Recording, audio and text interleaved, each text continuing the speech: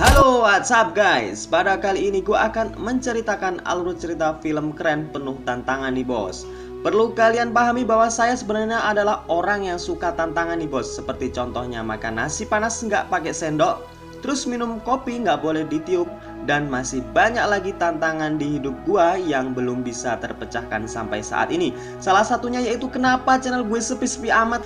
Untuk itu tolong bantu channel ini berkembang ya bos. Caranya share video ini ke temen, gebetan, mantan, terus tuh pencet tombol merah di bawah itu sampai menjadi abu-abu. Udah kan bos? Oke, kalau udah, ini dia persembahan 4 movie untuk kalian semua.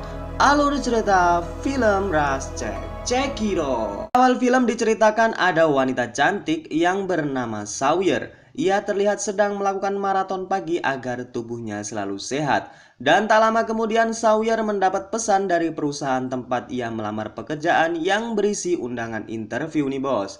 Terlihat ia merasa sangat gembira karena pesan tersebut. Bergegas kemudian ia menyiapkan segala sesuatunya, kemudian ia mengecek tempat lokasi yang akan dia tuju. Keesokan harinya Sawyer yang tidak lagi sabar dengan interview, ia segera menuju tempat interview yang dimaksud. Namun pada saat di perjalanan Sawyer mendapat masalah pada aplikasi petunjuk arah di handphonenya. Akhirnya dengan terpaksa ia mencari jalan alternatif lain agar ia tidak terlambat untuk mengikuti interview kerjanya. Dan terlihat jalan yang diambil adalah jalan yang menuju ke hutan dengan kondisi jalan tersebut kecil dan sepi. Ia merasa bahwa tidak pernah sekalipun dalam hidupnya melewati jalan ini dan ia hanya mengandalkan petunjuk dari aplikasi Google Map untuk sampai di tempat tujuan. Hingga pada suatu ketika ia diarahkan pada suatu persimpangan yang ditunjukkan oleh aplikasi mapnya. Namun tak diduga map telah membohonginya karena jalan tersebut ternyata telah ditutup dan ia langsung balik arah. Singkat cerita, Sawyer yang merasa aneh dengan jalan ini, akhirnya ia putar arah jalan. Dan benar saja ada 2 orang laki-laki yang sedang mengintainya dari jarak jauh. Karena tak ingin ditipu lagi oleh mapnya, Sawyer kemudian membaca peta di luar mobilnya. Dan tak lama dari kejadian tersebut datanglah 2 orang yang mengintainya tadi mendatangi Sawyer dan pura-pura akan membantu Sawyer dan sedikit memberi gombalan. 2 orang pria tersebut diketahui bernama Buck dan Hollister dan nantinya akan saya singkat namanya menjadi 2 buaya aja ya bos, biar lebih familiar gitu. Sawyer yang terganggu dengan kedatangan 2 buaya tersebut merasa tidak enak. Kemudian Sawyer mencoba masuk ke mobilnya dan memilih tidak melayani 2 buaya tersebut. Namun Holly kemudian mencoba menghalanginya dan kalau dilihat-lihat Holly dengan tidak sopannya melecehkan Sawyer dengan meremat bagian belakang Sawyer anjir. Sontak saja perbuatan tersebut membuat Sawyer marah dan melawan dan baku hantam yang tak seimbang pun terjadi.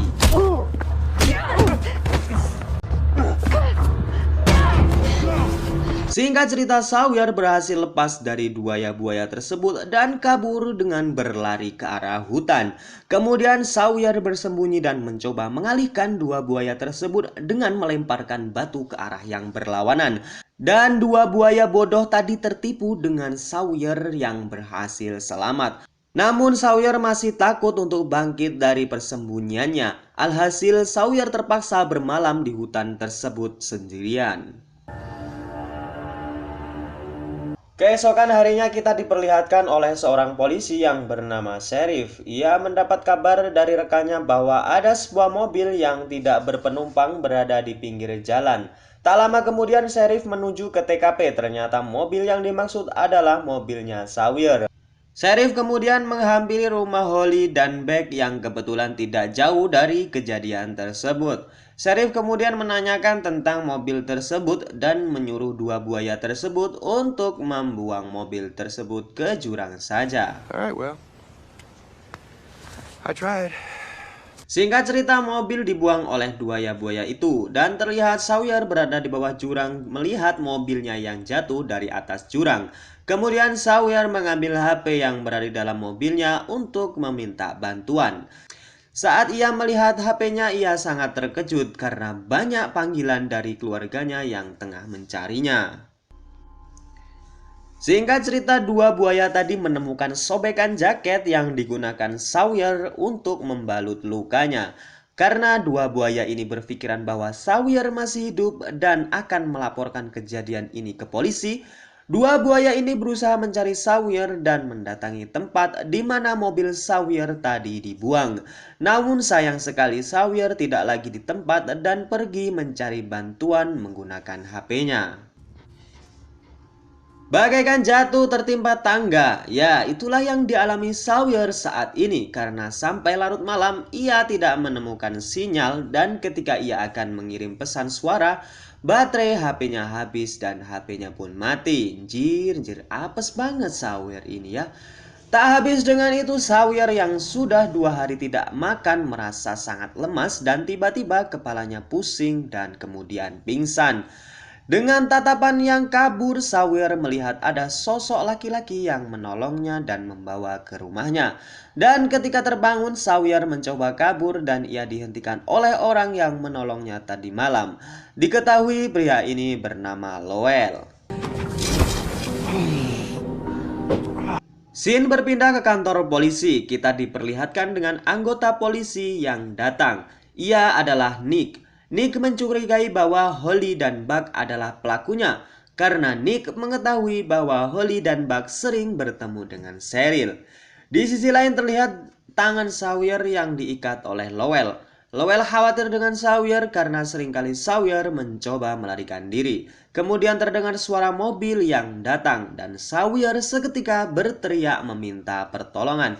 Namun Lowell dengan sigap membungkam mulut Sawyer dan mengatakan yang datang adalah dua buaya yang mencelakai Sawyer di awal film tadi. Holly dan Buck kemudian bertanya kepada Lowell tentang wanita yang hilang tadi malam. Diketahui Lowell adalah sepupu dari Holly dan Buck. Lowell kemudian mengatakan bahwa ia tidak mengetahui wanita yang dimaksud. Dua buaya tersebut merasa aneh dengan sikap Lowell dan Buck mencoba masuk untuk memeriksa rumah Lowell. Dan benar saja, tidak ada apa-apa di dalam rumah Lowell. Sawyer berhasil kabur dengan memotong tali dengan menggunakan cairan kimia. Singkat cerita, Sawyer mencoba ke tepi danau untuk menenangkan suasana hatinya. Tak lama kemudian Lowell berhasil menemukan Sawyer dan kembali membawa Sawyer ke rumahnya. Di sisi lain, para polisi sedang berunding untuk memecahkan masalah bahwa ada seorang wanita yang hilang beberapa hari ini. Dan polisi tersebut menyuruh Cheryl mencari wanita itu. Akhirnya Cheryl menemui dua buaya tadi untuk mencari wanita itu agar bisnis haram mereka tidak terbongkar oleh polisi. Diketahui Cheryl, dua buaya, dan Lowell adalah orang yang mengedarkan narkoba di wilayah ini. Dan Lowell sendiri adalah sang peracik narkoboy. Mereka berpikir bahwa karena kejadian ini bisa saja bisnis haram mereka terbongkar semuanya. Pada keesokan harinya, Lowell mengatakan kepada Sawyer bahwa dirinya adalah sang juru masak narkoboy. Lowell bermaksud mengajari Sawyer tentang alat dan bahan untuk memasak narkoboy. Beberapa saat kemudian, Lowell menyuruh Sawyer pergi ke danau karena sebentar lagi dua buaya tadi akan datang untuk membawa bahan-bahan narkoboy. Beralih ke kantor polisi, Sheriff kemudian menyuruh Nick untuk pulang menemui keluarganya karena hari ini sedang diadakan selamatan yang dilaksanakan keluarganya. Saat Nick akan masuk ke mobilnya, Nick teringat masih ada barang yang tertinggal di kantor.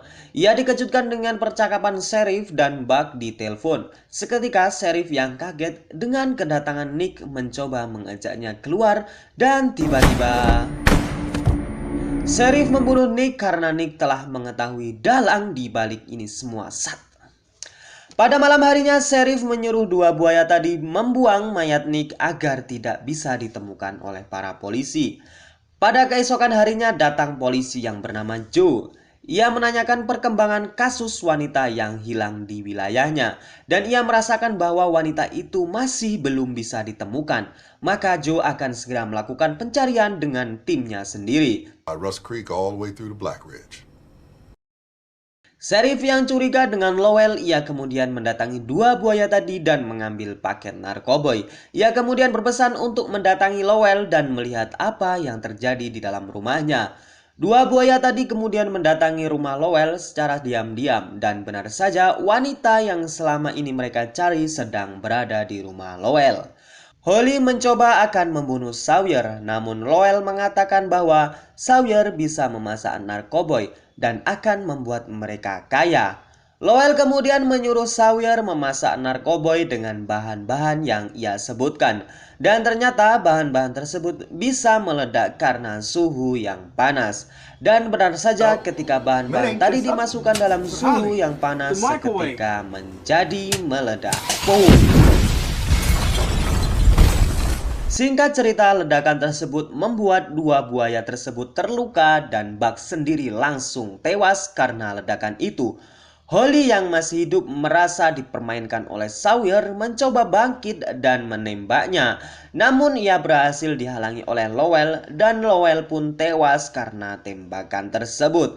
Singkat cerita, Sheriff datang dan melihat kejadian itu. Ia kemudian menembak Holly karena ia ingin bersih namanya. Sawyer berhasil kabur dan sampai di tepi jalan. Tiba-tiba ia didatangi oleh mobil sheriff dan ia berpura-pura sebagai polisi yang baik. Ia kemudian memberi tumpangan dan berjanji akan menyelamatkannya. Di dalam mobil ia bertanya kepada Sawyer tentang apa yang telah menimpanya. Kemudian sheriff dengan sengaja menghentikan mobilnya di tepi danau dan mengatakan bahwa perjalanan harus dilanjutkan dengan jalan kaki.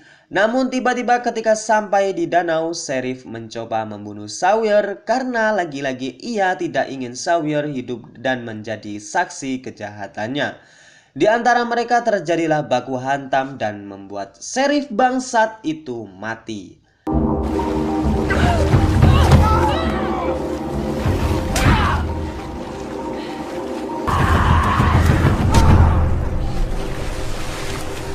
Dan scene berakhir ketika Sawyer kembali menemukan jalan utama dan ditemukan para polisi yang dipimpin oleh polisi baik yang bernama Joe.